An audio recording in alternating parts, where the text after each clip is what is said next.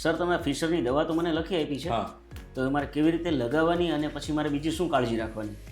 હવે જો આ ફિશર અને પાઇલ્સના પેશન્ટો હોય ને એને ઘણા બધા પ્રશ્નો હોય, તો એમને પ્રશ્નોનું સોલ્યુશન માટે અને એમને દરેક વસ્તુની માહિતી મળી રહે એમના માટે એમને એક તો આ ડાયટ ચાર્ટ બનાવ્યો છે કે એમાં ડિટેલમાં ખોરાકની માહિતી આપેલી છે, કયો ડાયટ લેવો જોઈએ.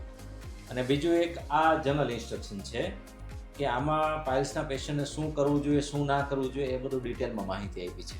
જેમ કે અમે પેશન્ટને પાણી વધારે પીવાનું કહીએ, ફાઇબર ડાયટ વધારવો જોઈએ એટલે કે રેસાવાળો ખોરાક લેવો જોઈએ.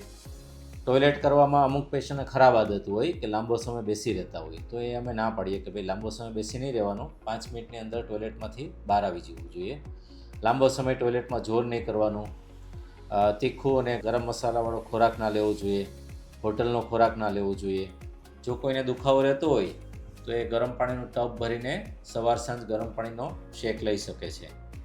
અને નિદાન કર્યા પછી અમારો સ્ટાફ દરેક પેશન્ટને સમજાવે છે કે જે ટ્યુબ આવે એ કઈ રીતના લગાવવી જોઈએ. તો આ ટ્યુબ લગાવવાની જે હોય ટોયલેટના માર્ગમાં એ ઘણીવાર પેશન્ટને ફાવે નહીં, તો એને અમે ડિટેલમાં પેશન્ટને સમજાવીએ છીએ અને સ્ટાફ એમને પૂરતું ગાઈડન્સ આપે કે કઈ રીતના દવા લગાવવી જોઈએ. તો આ બધી જે માહિતી છે ખૂબ જ અગત્યની છે. દવા સાથે આ બધું જો ફોલો કરવામાં આવે તો એ પેશન્ટને એનું 100% રિઝલ્ટ મળી શકે છે.